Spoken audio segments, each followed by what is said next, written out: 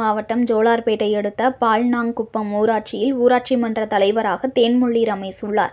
இந்த நிலையில் இந்த ஊராட்சியில் பெருமாள் வட்டம் மற்றும் மச்சக்கண்ண வட்டம் அளித்த பகுதிகளில் 15வது மாநில குழுவிலிருந்து மின் மோட்டார் அமைக்கப்பட்டதாக கூறி சுமார் 1,74,000 என 2 இடங்களில் பில் கிளியர் செய்துள்ளார். இதனை அறிந்த அந்த ஊராட்சியில் வார்டு உறுப்பினர்கள் பால்நாங்குப்பம் ஊராட்சி மன்ற தலைவர் பல்வேறு முறைகேடுகள் செய்துள்ளதாக குற்றம் சாட்டினார்.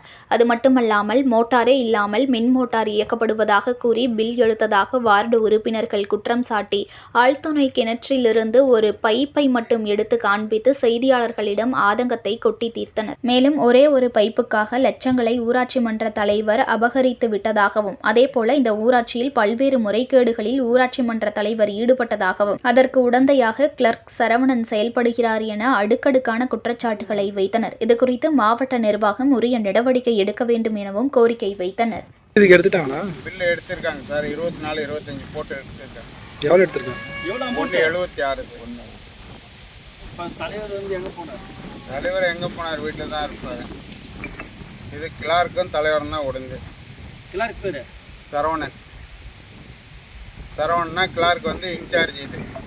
இது மட்டும் தான் இருக்கா? இன்னும் வேறு எதனா போர் இன்னொன்று இருக்கு. அப்லோடு ஃப்ளாட் இது இல்லாத அப்லோடு கொடுத்துருக்காங்க கரெக்டான முறை இல்லாத.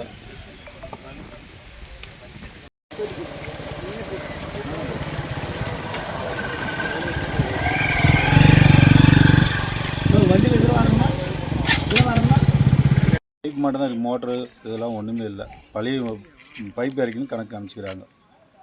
இதுக்கு எவ்வளோ பில் எடுத்துக்கிறாங்க? அப்புறம் 1,74,000 781 ரூபா. நான் திருப்பத்தூர் மாவட்டம் பால்நாங்குப்பம் ஊராட்சியில் 3வது வார்டில் மின் மோட்டார் அமைச்சு ஒரு டேங்க் போர் போட்டிருக்காங்க. போர்